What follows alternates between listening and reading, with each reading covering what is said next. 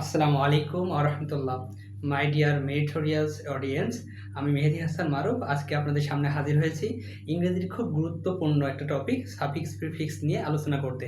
আমরা অনেকে suffix prefix অনেক পড়ি, অনেক শিখি, কিন্তু তারপর আমাদের ল্যাগিং থেকে যায়। যার কারণে বিভিন্ন চাকরিমূলক পরীক্ষা থেকে শুরু করে ভর্তি পরীক্ষায় কোনো একটা ওয়ার্ড দিয়ে তার যদি পার্সোনালিটি জানতে চাই, তাহলে সেক্ষেত্রে কিন্তু আমরা প্রায়শই ভুল করে ফেলি। তো এই সমস্যা দূর করতে আজকে আমি আপনাদের সামনে সাফিক্স সম্পর্কে খুব ডিটেলসে কথা বলবো। তো সাফিক্স সম্পর্কে কেন, প্রিফিক্স সম্পর্কে কেন না, কারণ এখানে একটা বিশাল রহস্য লুকিয়ে আছে। আপনি যদি সাফিক্স প্রিফিক্স খুব ভালো করে জানেন, তাহলে আপনি জেনে থাকবেন যে প্রিফিক্স কিন্তু কোনো ওয়ার্ডের অর্থ চেঞ্জ করতে পারে, কিন্তু পার্টস অফ স্পিচের কোনো পরিবর্তন ঘটাতে পারে না। আর সাফিক্স কিন্তু আমাদের পার্টস অফ স্পিচের পরিবর্তন ঘটিয়ে ফেলে। তো বুঝতে পারছেন? তার মানে আমাদের পরীক্ষায় বা অ্যাডমিশনে যেটা দেয় সেটা পার্টস অফ স্পিচ আইডেন্টিফিকেশন দেয়।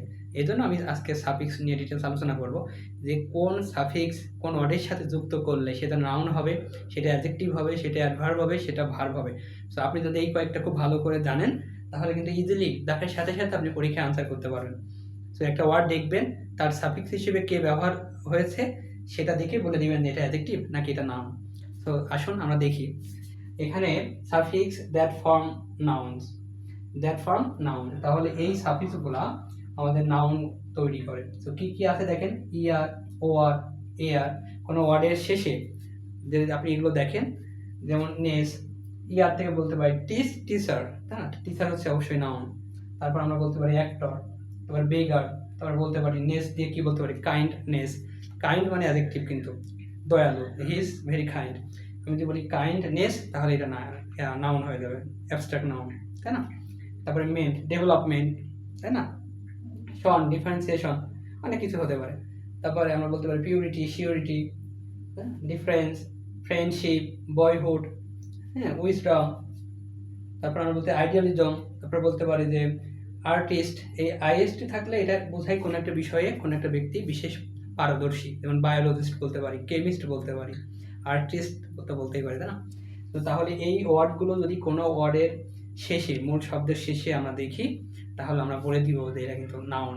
তো এখন আপনি পরীক্ষায় দেখা মাত্রই এগুলো কিন্তু নাউন হিসেবে আপনি পরীক্ষায় আনসার করতে পারবেন। সো এই সাফিক্সগুলো আমাদের নাউন তৈরি করে। আর একটা লিখেছি দেখেন, সাফিক্স দ্যাট ফর্ম অ্যাডজেক্টিভ, তার মানে এই সাফিক্স যদি কোনো ওয়ার্ডের শেষে থাকে, তাহলে এটা অলওয়েজ অ্যাডজেক্টিভ হিসেবে ব্যবহৃত হবে।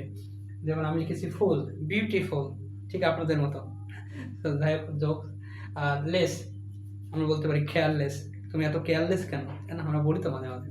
তারপরে বলতে পারি আস, তার মানে আমরা বলতে পারি ডেঞ্জারাস, তাই না? He is a dangerous person. So আমরা কেউ ডেঞ্জারাস হতে চাই না বা হবো না। তারপর দেখেন আল, যেমন আমরা বলতে পারি ন্যাশনাল। আইভি, আমরা বলতে পারি অ্যাক্টিভ, অ্যাক্টের সাথে যদি আইভি যুক্ত করে দিই, তাহলে হবে অ্যাক্টিভ। তারপরে আইসি, আইসিতে আমরা বলতে পারি পয়েটিক বা পয়েটিক্যাল। ওয়াই, শুধু ওয়াই দিয়ে, যেমন funny, you are too funny, হ্যাঁ, তাই না? তার মানে ফানি। তারপরে চাইল্ডিশ। অ্যাবল, আমরা বলতে পারি অ্যাবল দিয়ে অনেক কিছুই। আমরা অ্যাক্সেসিবল, বলতে পারি অ্যাক্সেসিবল, এটা বলতে পারি ডিপেন্ডেবল, তাই না? তারপরে দেখেন অ্যান্ড, ডিপেন্ডেন্ট আমরা বলতে পারি। সো এই ওয়ার্ডগুলো যদি এই সাফিক্সগুলো যদি কোনো ওয়ার্ডের শেষে থাকে, তাহলে আমরা চোখ বন্ধ করে বলে দিব এটা অ্যাডজেক্টিভ। তাহলে এখন থেকে যদি চাকরি পরীক্ষা বা অ্যাডমিশনে কোনো একটা ওয়ার্ডের শেষে আপনি এগুলো দেখেন, আপনাকে ভাবার দরকার আছে? কোনো ভাবার দরকার নাই, চোখ বন্ধ করে আপনি এগুলো অ্যাডজেক্টিভ দিয়ে দিবেন। তারপরে দেখেন যে সাফিক্স দ্যাট ফর্ম ভার্বস, তার মানে এই সাফিক্সগুলো কোনো ওয়ার্ডের শেষে থাকলে সেটা কিন্তু ভার্ব হিসেবে কাউন্ট হবে, ঠিক আছে? যেমন প্রথমে থাকতে পারে, আমরা বলতে পারি ইএন, স্টেইন দেন, তাই না? আচ্ছা, তারপরে আমরা বলতে পারি আই এফ ওয়াই দিয়ে বলতে পারি কি, পিওর, পিউরিফাই, বিউটি, বিউটিফাই, তার মানে আমরা ভাগ করে ফেললাম। তারপরে আমরা এটা আই দিয়ে টি বা আইএসিতে বলতে পারি ক্রিটিসাইজ, মডার্নাইজ, তাই না? এগুলো কিন্তু বলতে পারি। তাহলে এই যে চারটা আছে, এই চারটা সাফিক্স যদি কোনো ওয়ার্ডের শেষে থাকে, আপনি চোখ বন্ধ করে বলে দিবেন যে এটা হচ্ছে ভার্ব। তারপরে দেখেন সাফিক্স দ্যাট ফর্ম অ্যাডভার্ব, তার মানে এই সাফিক্সগুলো অলওয়েজ অ্যাডভার্ব গঠন করবে। যেমন এল ওয়াই একটা ঘটনা আছে, এটা হচ্ছে নাউনের সাথে এল ওয়াই থাকলে সেটা কিন্তু অ্যাডভার্ব হবে না। আমি এখানে লিখে দিয়েছি দেখেন, এল ওয়াই থাকলেই কিন্তু আবার অ্যাডভার্ব দিয়ে দেন না। অনেক সময় পরীক্ষায় সার্ভারিং টেস্ট করে নাউনের সাথে এল ওয়াই দিয়ে বলে এটা কোন পার্টস অফ স্পিচ, তখন ম্যাক্সিমাম মানুষই অ্যাডভার্ব দিয়ে ফেলে। কিন্তু এখানে একটা ব্যাপার আছে, নাউনের সাথে এল ওয়াই থাকলে সেটা কিন্তু অ্যাডজেক্টিভ হবে। আমি আবারও বলছি, নাউনের সাথে এল ওয়াই থাকলে সেটা অ্যাডজেক্টিভ, আর অ্যাডজেক্টিভের সাথে যদি এল ওয়াই থাকে তখন তাকে আমরা বলবো অ্যাডভার্ব। তাহলে অ্যাডভার্ব হতে গেলে সেই মেন যে ওয়ার্ড, বেজ ওয়ার্ডটা কি নাউন নাকি অ্যাডজেক্টিভ, এটার প্রতি আমাদের বিশেষ দৃষ্টি রাখা লাগবে। আশা করি আপনি আমার এই পয়েন্টটা বুঝতে পারছেন।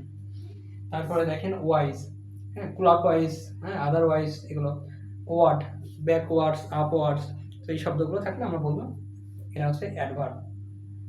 So my dear beautiful audience, আমি আমার এই ভিডিওটা খুব বেশি দীর্ঘায়িত করবো না, কারণ জানি আপনাদের সময় খুবই স্বল্প, আর আমরা প্রত্যেকের কাজে ব্যস্ত।